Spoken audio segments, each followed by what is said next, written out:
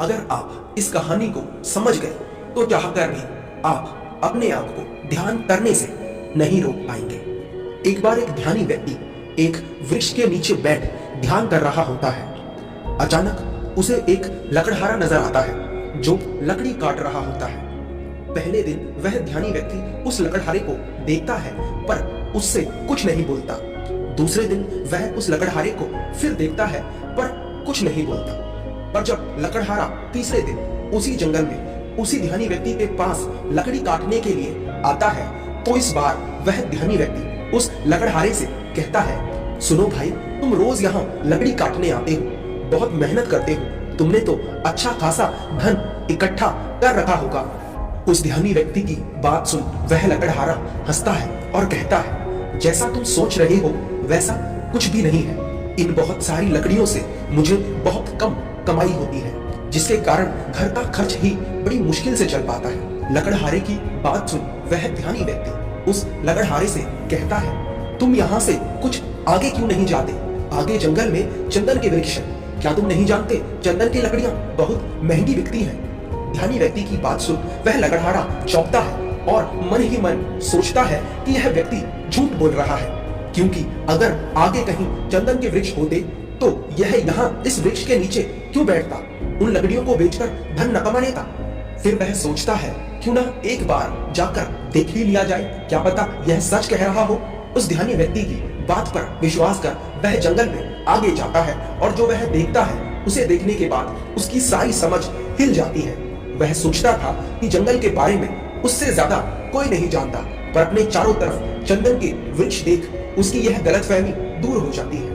वह वापस उस ध्यानी व्यक्ति के पास आता है और कहता है, मैंने तुम्हें गलत समझा, मुझे क्षमा करो। मैं सोच रहा था तुम झूठ बोल रहे हो, परंतु वहां तो सच में चंदन के बहुत सारे वृक्ष हैं। लकड़हारे की बात सुन वह ध्यानी व्यक्ति उस लकड़हारे से कहता है, तुम्हें क्षमा मांगने की कोई जरूरत नहीं है, क्योंकि मैंने तो तुम्हें बस वह बताया है जो तुम नहीं जानते थे।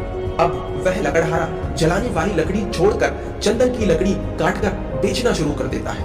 वह एक बार लकड़ी काटकर ले जाता और बेच देता, उसके बाद वह 3-4 दिन आराम से बैठकर खाता। कई महीनों तक ऐसा ही चलता है। फिर एक दिन अचानक वह उस ध्यानी व्यक्ति को मिलता है। ध्यानी व्यक्ति उस लकड़हारे से कहता है, क्या तुम अभी तक चंदन की लकड़ियों को ही बेचकर धन कमा रहे हो?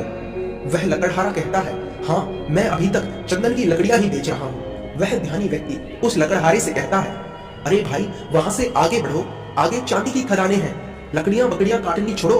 अगर एक दिन चांदी ले जाओगे तो 2-3 महीने तक आराम से बैठकर खाओगे। वह लकड़हारा उस ध्यानी व्यक्ति की बात मान आगे जाता है और उसे सच में चांदी की खदान मिल जाती है। वह खूब सारी चांदी लेकर घर चला जाता है और 5-6 महीने तक जंगल की तरफ वापस नहीं जाता। उस लकड़हारे को अब उस ध्यानी व्यक्ति के ऊपर पूरा विश्वास हो गया था। वह एक बार आता और चांदी भरकर ले जाता और कई महीनों तक आराम से बैठकर खाता। अब वह एक लकड़हारे से सेठ बन गया था। एक दिन वह लकड़हारा यानी सेठ जंगल में चांदी लेने जा रहा होता है तो रास्ते में उसे वह ध्यानी व्यक्ति मिलता है। वह ध्यानी व्यक्ति उस लकड़हारे से पूछता है, क्या तुम अभी तक चांदी ही ले जा रहे हो? वह लकड़हारा कहता है, हाँ। ध्यानी व्यक्ति उस लकड़हारे से कहता है, अरे भाई, उससे आगे बढ़ो, आगे सोने की खदान है। क्या तुम्हारे मन में यह कभी नहीं आया कि आगे देख लूं? वह लकड़हारा सोचता है कि सच में यह तो मैंने कभी सोचा ही नहीं। ध्यानी व्यक्ति की बात मान वह लकड़हारा आगे जाता है और देखता है कि चारों तरफ सोना ही सोना है। वह एक बार सोना ले जाता और कई वर्षों तक मजे से बैठकर खाता। कई वर्षों के बाद एक दिन फिर अचानक वह लकड़हारा उस ध्यानी व्यक्ति से मिलता है। ध्यानी व्यक्ति उस लकड़हारे को देख उससे कहता है, क्या तुम अभी तक सोने की खदान तक ही पहुंचे हो? वहां से आगे बढ़ो, आगे हीरो की खदान है। वह लकड़हारा आगे जाकर देखता है और पाता है कि चारों तरफ हीरे ही हीरे हैं। अब तो उस लकड़हारे के ठाट बाट राजाओं जैसे हो गए थे।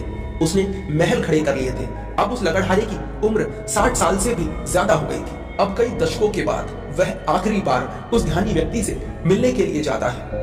वह लकड़हारा ध्यानी व्यक्ति के पास पहुंचता है और हाथ जोड़कर ध्यानी व्यक्ति को धन्यवाद कहता है। वह ध्यानी व्यक्ति उस लकड़हारे से कहता है, अरे तू अब हीरो पर ही रुक गया, वहां से आगे बढ़। अब तो बहुत सारा धन होने के बाद उस लकड़हारे को भी अकड़ आ गई थी। वह बहुत धनी हो गया था। वह लकड़हारा ध्यानी व्यक्ति की बात सुन कहता है, अब छोड़ो ये सब, मुझे परेशान मत करो, अब हीरो के आगे भला क्या हो सकता है। वह ध्यानी व्यक्ति उस धनी सेठ से कहता है, हीरो के आगे मैं हूं। क्या तुम्हें कभी यह ख्याल नहीं आया कि यह आदमी यहाँ मस्त बैठा हुआ है, जिसे पता है हीरो की खदान का वह हीरे नहीं भर रहा, इसको जरूर कुछ और आगे मिल गया होगा, हीरो से भी आगे इसके पास कुछ होगा, तभी यह निश्चिंत इस वृक्ष के नीचे बैठा हुआ है। क्या तुम्हें कभी यह ख्याल नहीं आया।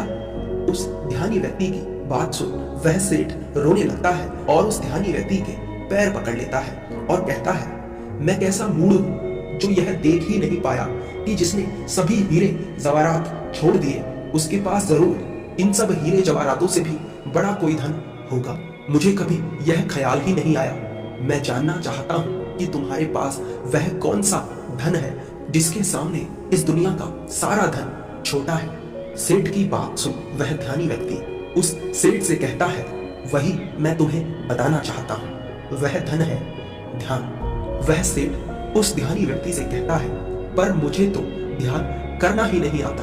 वह ध्यानी व्यक्ति उस सेठ से कहता है, ध्यान करना बहुत सरल है, बाहर का धन तो बहुत इकट्ठा कर लिया, अब जरा भीतर की ओर मुड़ जाओ, आराम से बैठ जाओ और देखो तुम्हारे भीतर क्या चल रहा है। अगर कोई अनुभव हो तो उसे पकड़े मत रहो, बस देखो, हो सकता है तुम्हें परमात्मा मिले, पर तुम्हें उन्हें भी नहीं पकड़ना है।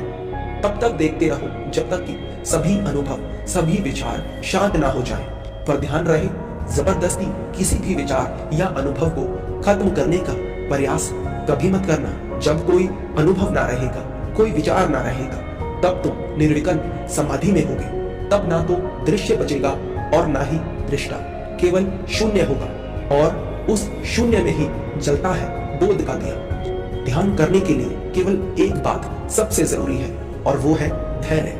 आपके भीतर इतना धैर्य होना चाहिए कि घटना आज घटे या कई वर्षों बाद आप ध्यान करने के लिए तैयार हैं। धन्यवाद।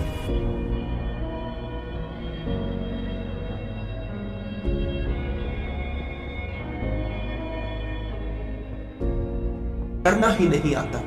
वह ध्यानी व्यक्ति उस सेठ से कहता है, ध्यान करना बहुत सरल है, बाहर का धन तो बहुत इकट्ठा कर लिया, अब जरा भीतर की ओर मुड़ जाओ, आराम से बैठ जाओ और देखो तुम्हारे भीतर क्या चल रहा है। अगर कोई अनुभव हो तो उसे पकड़े मत रहो, बस देखो, हो सकता है तुम्हें परमात्मा मिले, पर तुम्हें उन्हें भी नहीं पकड़ना है। तब तक देखते रहो जब तक कि सभी अनुभव, सभी विचार शांत ना हो जाएं। पर ध्यान रहे, जबरदस्ती किसी भी विचार या अनुभव को खत्म करने का प्रयास कभी मत करना। जब कोई अनुभव ना रहेगा, कोई विचार ना रहेगा, तब तुम निर्विकल्प समाधि में होगे। तब ना तो दृश्य बचेगा और ना ही दृष्टा, केवल शून्य होगा और उस शून्य में ही जलता है बोध का दिया। ध्यान करने के लिए केवल एक बात सबसे जरूरी है और वो है धैर्य। आपके भीतर इतना धैर्य होना चाहिए कि घटना आज घटे या कई वर्षों बाद आप ध्यान करने के लिए तैयार हैं। धन्यवाद।